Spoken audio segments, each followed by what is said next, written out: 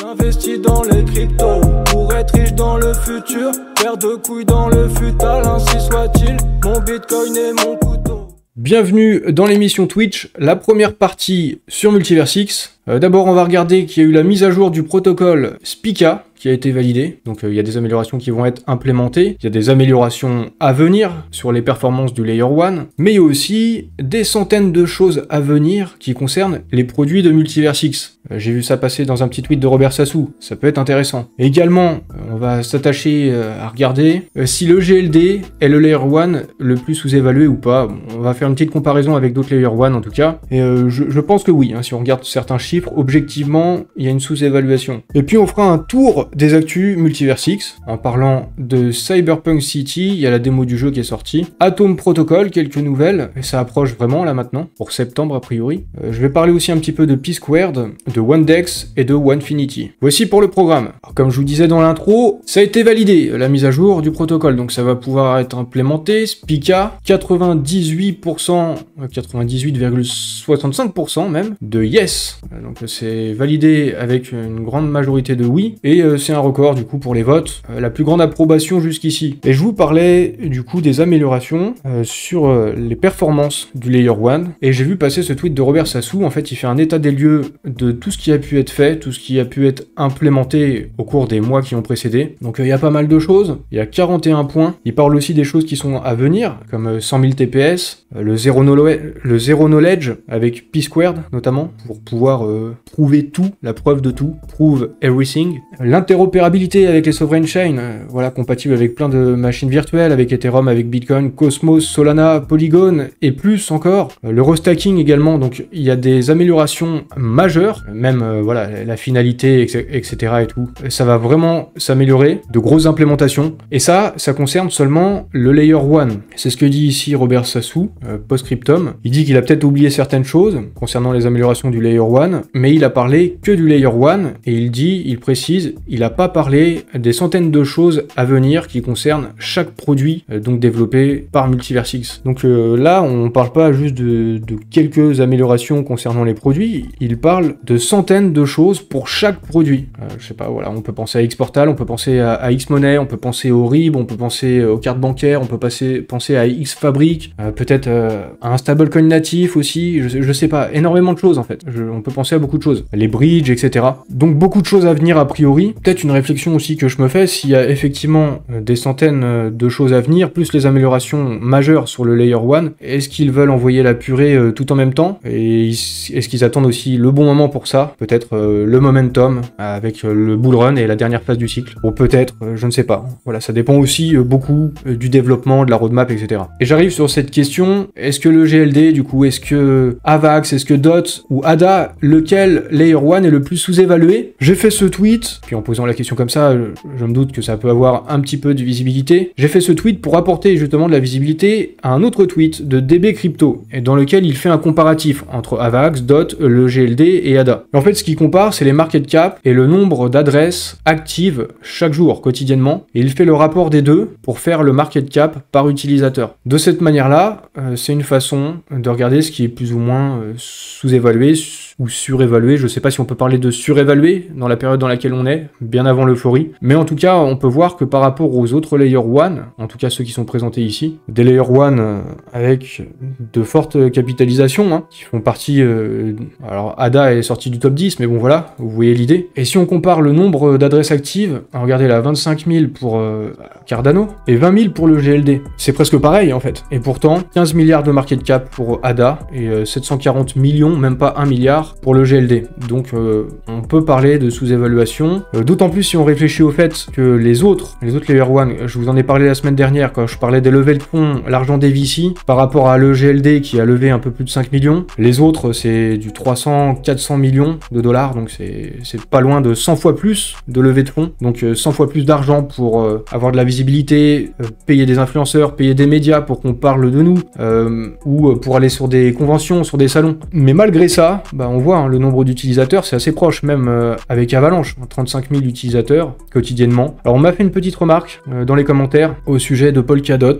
Seulement 4000 adresses actives, ce serait parce que ce serait sur le Layer 1 principal du coup, mais il faudrait prendre en compte les parachains et là on aurait plus d'utilisateurs, je sais pas combien. Mais ces chiffres en tout cas, ça provient à la base de Solver qui est data analyst et du coup il fait un petit peu d'analyse on-chain. Donc finalement oui, hein, je pense qu'on peut dire le plus sous-évalué des 4, en tout cas en prenant en compte tout ce que je viens de dire avant là, c'est bien le GLD. Et si on reprend en compte aussi ce que je viens de dire avant, si on pense aux VC, les VC, a priori s'ils font ce même constat, ils voient qu'il y a du market cap à aller chercher du côté de le GLD par rapport aux autres. On voit qu'il y a des très bons résultats malgré peu d'argent, hein, seulement 5 millions je vous disais. Donc il y a un effet de levier, on peut dire ça comme ça. Et si je suis un VC, je réfléchis de cette manière-là, hein, et je me dis il y a de l'argent à faire du coup. Hein. On pourrait avoir beaucoup plus d'utilisateurs avec plus d'argent et donc plus de visibilité. Voilà, je vous laisse à ces réflexions. Vous me direz ce que vous en pensez en commentaire sur YouTube. Maintenant je passe aux actualités avec le X Launchpad. On sait qu'on va en avoir un bientôt avec Cyber Network, une sovereign chain. Et ils ont fait ce tweet, le compte du X Launchpad, pour porter notre attention sur le fait que c'est un des launchpads les plus performants de l'écosystème crypto.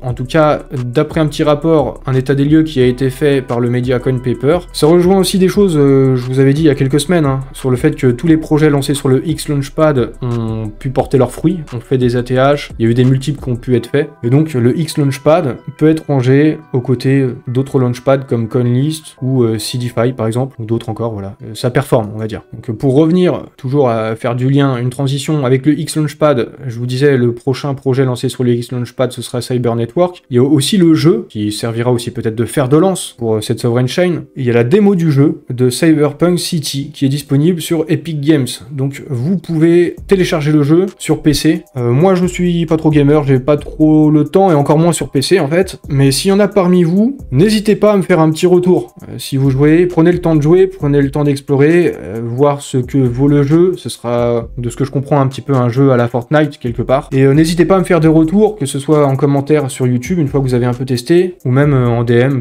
en privé, voilà, si vous voulez. Je pourrais me servir un petit peu de vos retours, de vos feedbacks au moment de faire une vidéo sur le X Launchpad. Quand on aura les infos, quand on aura les dates, je glisserai peut-être un mot sur le jeu comme ça. Donc faites-moi vos retours hein, si vous le souhaitez. Et si vous jouez, si vous êtes gamer. Je passe à Atom Protocol. Et d'abord, au token HTM. Il y a eu un joli pump là, c'était mardi 20 août. Plus 30% en 24 heures. Il était temps, du coup j'ai envie de dire. En plus je venais de recharger la veille, donc je suis plutôt satisfait. De toute façon on est satisfait quand ça pump. Hein. Et bon voilà, pourquoi ce pump? Tout simplement parce qu'il y a quelqu'un qui en a acheté. Et une grosse somme, donc forcément ça fait bouger le prix pour plus de 270 000 $. Donc voilà hein, l'explication, hein, c'est l'offre, la demande. Vous savez, ça fait monter les prix comme ça, ou ça peut faire baisser. Et a priori, d'après une petite analyse de la banane crypto, a priori ça pourrait être des projets de l'écosystème Multiversix qui ont acheté maintenant du HTM pour avoir de la liquidité pour leur propre projet, probablement par la suite, pas pour les revendre un peu plus tard dès que ça va pump, mais en tout cas ça devrait être lié à l'arrivée de l'USH, parce qu'on a pu voir sur le DevNet, et c'est pour ça qu'il y a dû avoir cet achat, on a pu voir que ça arrivait, l'USH sur le DevNet, donc il y a des tests, on est rentré dans cette phase, avant que ça arrive sur le mainnet, donc on a pu voir qu'il y a eu des transactions qui ont été passées là, depuis 5 jours, et ça continue. Et qu'est-ce qu'on peut dire de plus sur l'USH dans ce tweet, comme je disais, de la banane crypto,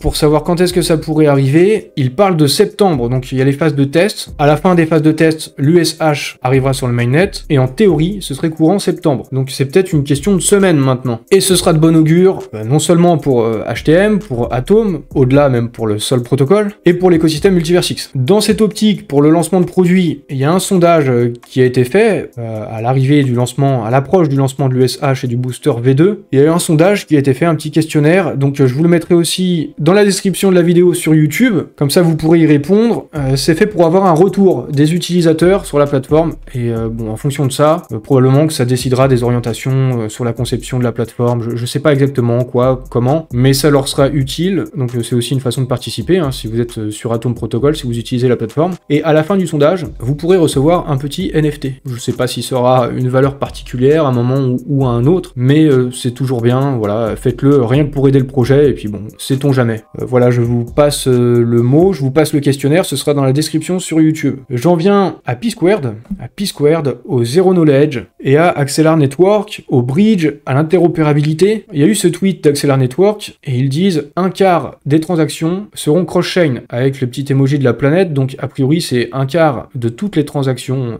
sur le Web3, de toutes les blockchains. Et il y a Grigore Rossou qui a commenté, en disant que ce serait peut-être même plus d'un quart, que sa principale préoccupation au sujet des bridges, c'était les bugs donc aussi la sécurité, et tout projet qui implique l'argent des gens devrait avoir des audits de sécurité avec la vérification formelle. Et donc voilà, le top au niveau de la sécurité. Alors c'est pas pour rien qu'il fait ce petit tweet, ce petit commentaire, c'est parce que P-Squared va se servir du Zero Knowledge, c'est ce qu'ils sont en train de développer, justement pour faire des audits de sécurité. Derrière P-Squared, la team, c'est aussi celle de Runtime Verification, ils font des audits de sécurité, donc P-Squared ça servira aussi à apporter le meilleur niveau de sécurité pour les bridges. C'est aussi l'occasion de dire que le bridge avec Axelar, peut-être aussi, ça prend du temps, ça prend beaucoup de temps, hein, même initialement on l'attendait beaucoup plus tôt dans l'année 2024, après on l'a attendu là au mois de juillet, et finalement quand on voit que là il y a P-Squared qui travaille donc avec Axelar, probablement au sujet des bridges, ça dépend aussi peut-être du Zero Knowledge,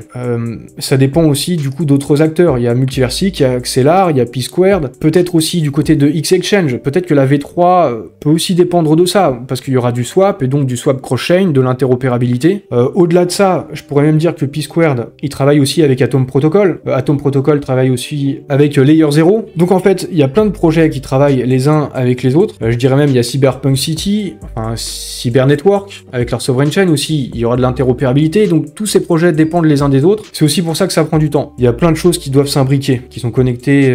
S'il y a des retards, encore une fois, c'est normal, et en principe, c'est pour préparer d'excellentes choses. J'en reviens aussi à ce tweet de Robert Sassou, où il faisait la liste de tout ce qui avait été implémenté jusqu'ici, des choses importantes à venir, et puis aussi de tous les projets, les centaines de choses à venir concernant chacun des autres produits. Espérons un petit bouquet final, une euphorie, et puis plutôt qu'ils vont bombarder, voilà, le bouquet final du bull run et tout ça, voilà, et qu'ils envoient plein de trucs à ce moment-là, ce serait le top, hein. Évidemment, on pense aussi au prix, hein. Il faut envoyer la sauce, pas trop tôt, pas trop tard, il y a tout ça à gérer, c'est extrêmement complexe, surtout vu que tout ça dépend des cycles, hein. Je termine, j'arrive sur la fin de cette émission, avec Wandex, un truc cool qui est en train d'être implémenté, c'est le swap DCA, donc on va pouvoir faire du DCA on-chain, ça c'est cool, c'est en train de se développer, hein, dans la finance décentralisée, sur divers protocoles, sur différents DEX, le DCA on-chain, c'est vraiment cool, voilà, il y a un testnet actuellement, il y a un petit peu de GLD à la clé en récompense pour ceux qui contribuent au testnet.